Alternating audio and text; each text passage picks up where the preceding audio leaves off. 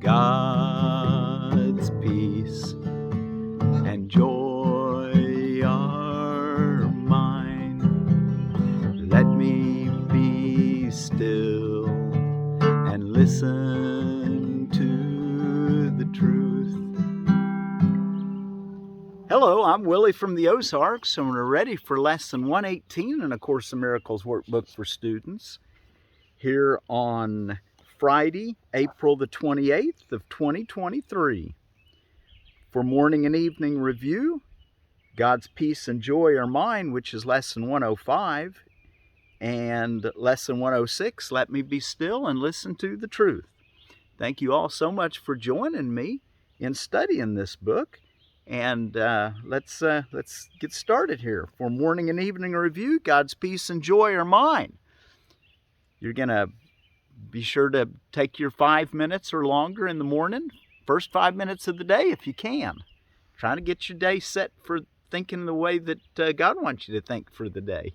Instead of after an hour or two or three and you've already filled your mind with all kinds of worries and fears.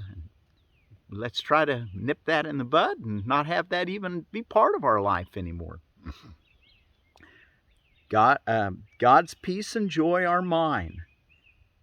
Today I will accept God's peace and joy in glad exchange for all the substitutes which I have made for happiness and peace. And Lesson 106, review, Let me be still and listen to the truth. Let mine own feeble voice be still, and let me hear the mighty voice of truth itself assure me that I am God's perfect son. You're God's perfect son. You can't be anything but God's perfect son. On the hour, God's peace and joy are mine, and on the half hour, let me be still and listen to the truth. And, I've been listening to lots of these near-death experiences. I've got one here that I'd encourage you to listen to on YouTube. Kelly Sammy's story, The Other Side NDE, Near-Death Experience, and Nurture Your Soul. Woman crosses over and gets told our role on earth. And like I've told you before, the common thread that links all these near-death experiences as I've been seeing them is this feeling of peace and love, that you're just cared for and always loved by God, and that you experience that when you're not identified as a body. Okay, God's peace and joy are mine. Let me be still and listen to the truth. Okay, let's go take a look at our text reading, and we're ready for, in chapter 13, From Perception to Knowledge, section 3, The Shadow of Guilt. And as you're turning there, let me tell you what's going on around the world. It's Arbor Day.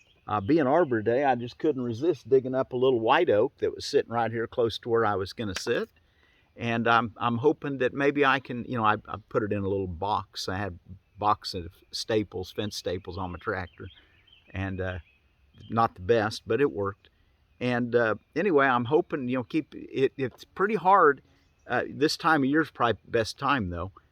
Keep it moist, and maybe that'll end up being a little white oak. I know my brother's daughter Faith had wanted to plant a tree in his honor, and I'm hoping that maybe I think I heard her say she'd like an oak. I thought, well, I got a white oak I'll bring her. Maybe she'd like that. Okay, what else is going on? Biological Clock Day. Be in tune with your, what they call them, zirconian rhythms? Zirconium. National Bravehearts Day.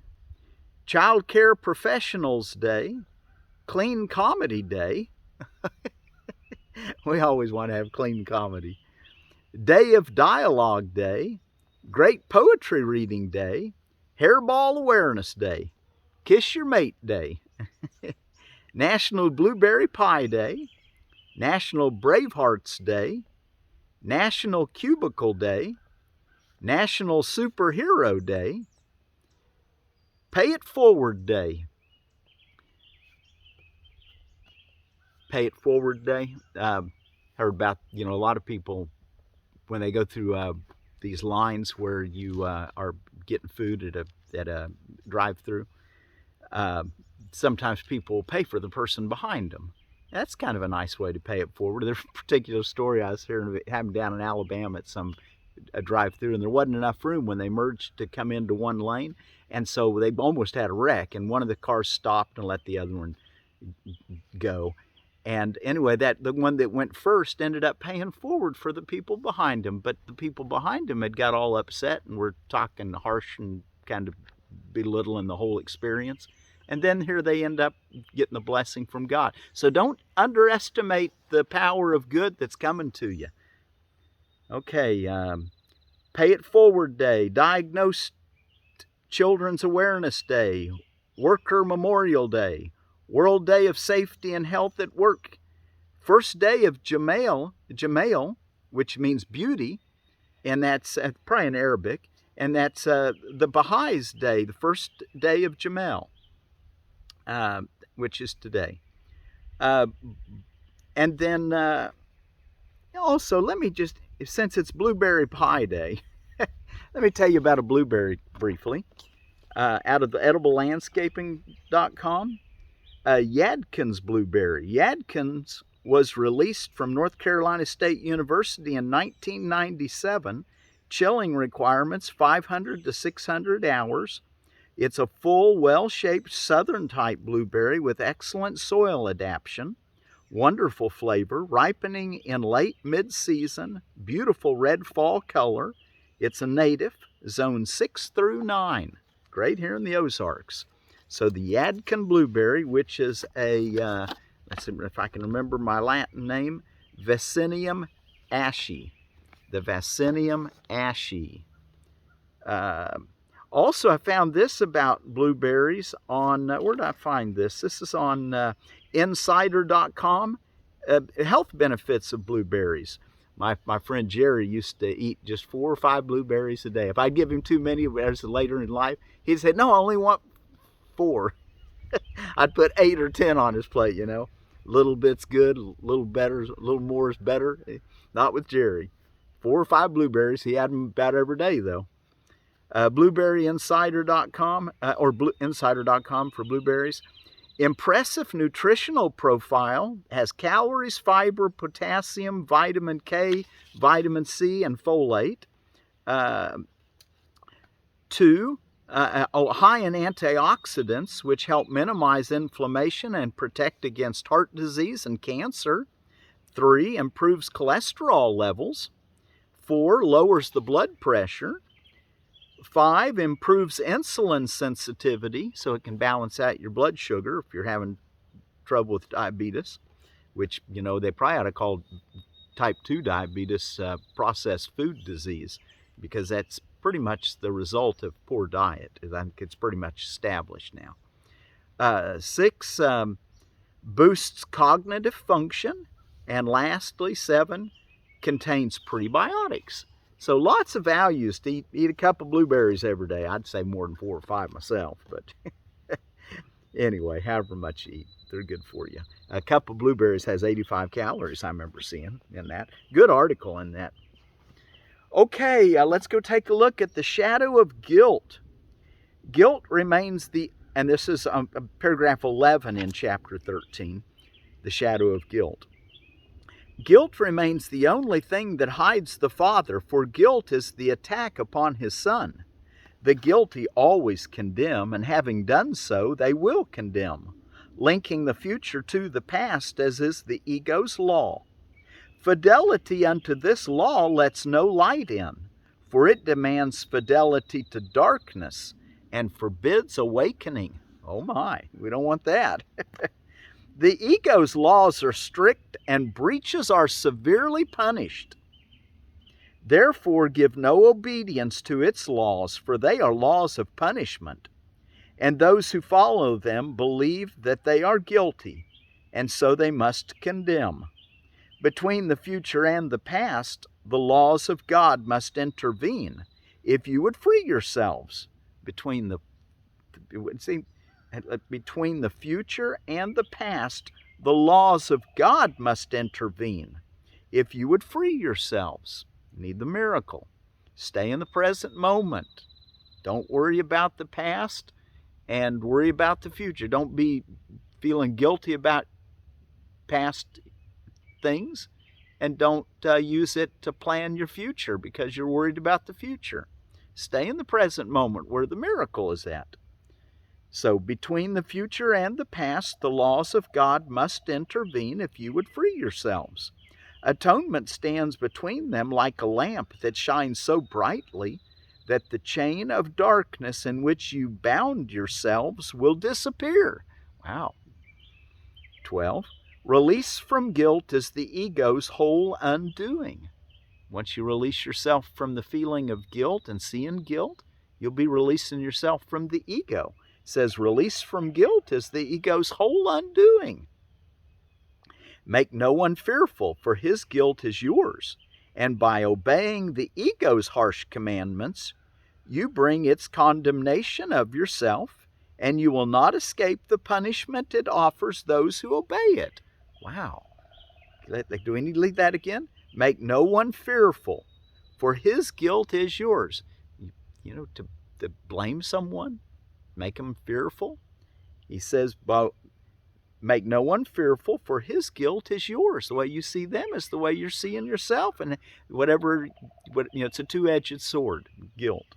And by obeying the ego's harsh commandments, you will bring its condemnation of yourself, and you will not escape the punishment it offers those who obey it.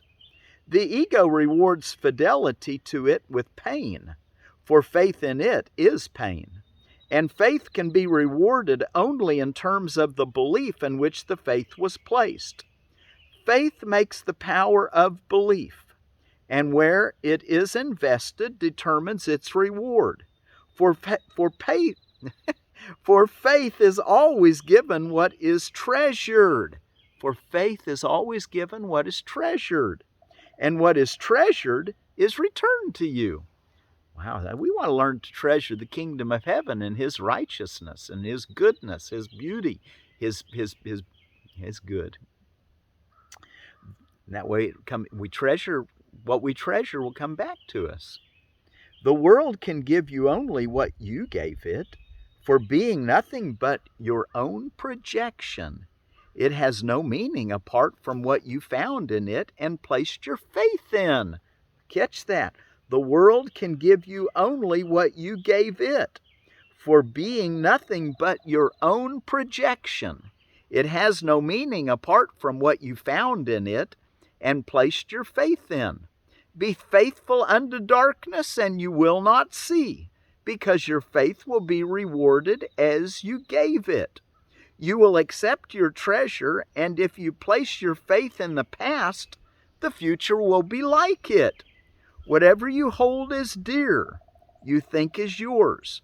The power of your valuing will make it so.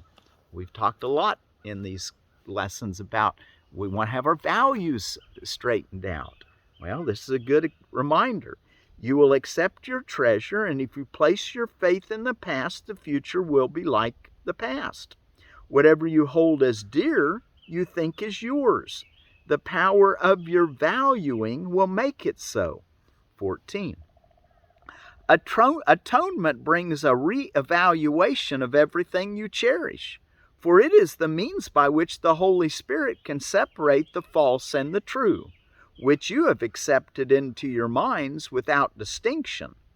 Therefore, you cannot value one without the other, and guilt has become as true for you as innocence. You do not believe the Son of God is guiltless because you see the past and see him not. You're looking at your brother and sister through what they've done in the past rather than see them as they are, which is the way God sees them, the way you want to learn to see them, the way you want to learn to value them. When you condemn a brother, you are saying, I who was guilty choose to remain so. Whoa. Would you really condemn your brother if every time you condemned him or thought blame about him or thought unkindly of him, you told yourself, I who was guilty choose to remain so? When you condemn a brother, you are saying, I, who was guilty, choose to remain so. You have denied his freedom, and by so doing, you have denied the witness unto yours. You could as easily have freed him from the past and lifted from his mind the cloud of guilt that binds him to it, and in his freedom would have been your own. That's what we want, isn't it? 15. Lay not his guilt upon him, for his guilt lies in his secret, that he thinks that he has done this unto you. Would you then teach him that he is right in his delusion? The idea that the guiltless Son of God can attack himself and make himself guilty is insane. Remember, if he attacks you, he's really attacking himself. And if you attack him by thinking he attacked you, you're attacking yourself. So let's look at this again. Lay not his guilt upon him, for his guilt lies in his secret, that he thinks that he has done this unto you. Would you then teach him that he is right in his delusion? The idea that the guiltless Son of God can attack himself and make himself guilty is insane. In any form, in any one, believe this not, for sin and condemnation are the same, and the belief in one is faith in the other, calling for punishment instead of love. Nothing can justify insanity, and to call for punishment upon yourself must be insane. 16. See no one then as guilty, and you will affirm the truth of guiltlessness unto yourself. See no one then as guilty, and you will affirm the truth of guiltlessness unto yourself. The truth. In every condemnation that you offer the Son of God lies the conviction of your own guilt. If you would have the Holy Spirit make you free of it, accept his offer of atonement for all your brothers, for so you learn that it is true for you. Remember always that it is impossible to condemn the Son of God in part. Those whom you see as guilty become the witnesses to guilt in you, and you will see it there, for it is there until it is undone. Guilt is always in your own mind, which has condemned itself.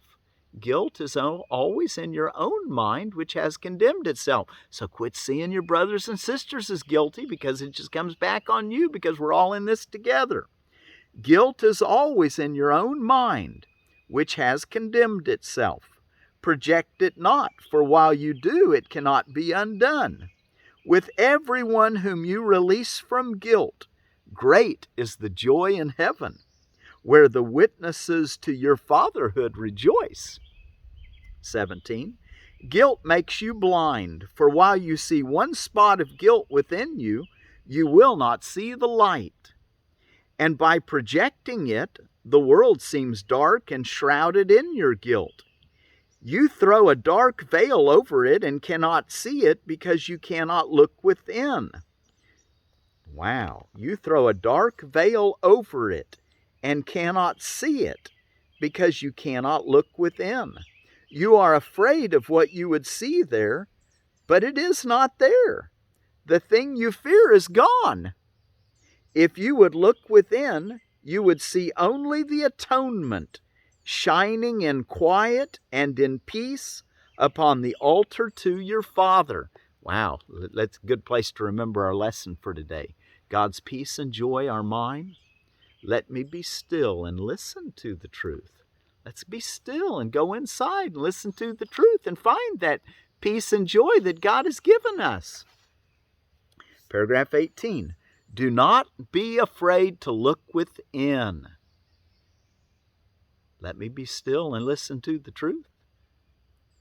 Do not be afraid to look within.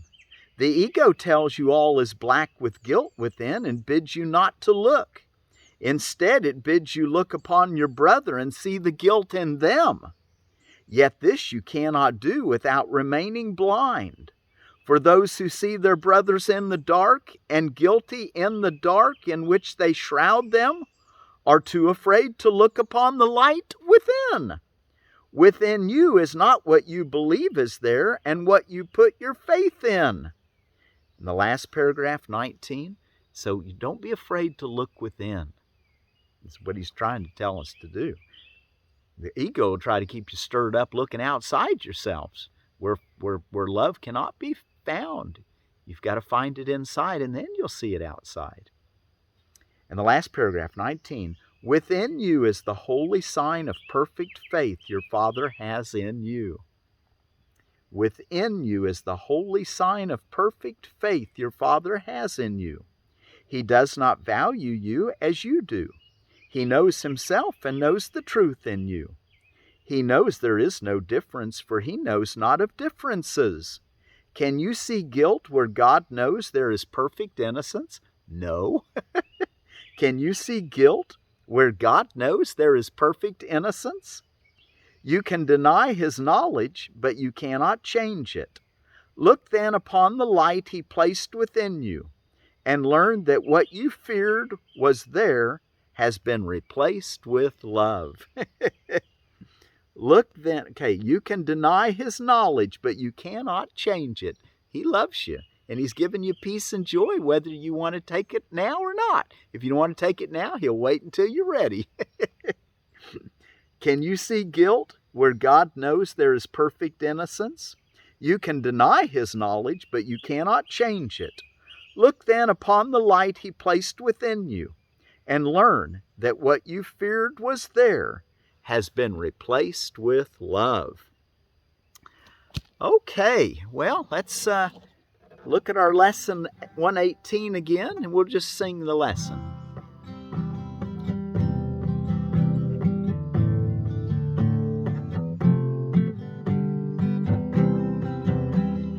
God's peace and joy are mine. God's peace and joy are mine. Today I will accept God's peace and joy in glad exchange for all the substitutes which I have made for happiness and peace. God's peace and joy are mine. God's peace and joy are mine. Let me be still and listen to the truth. Let me be still and listen to the truth. Let my own feeble voice be still and let me hear the mighty voice of truth itself. Assure me that I am God's perfect son. Let me be still and listen to the truth. Let my own feeble voice be still and let me hear the mighty voice of truth itself. Assure me that I am God's perfect son. Let me be still and listen to the truth. Let me be still and listen to the truth. God's peace and joy are mine. Let me be still and listen to the truth. God's peace and joy are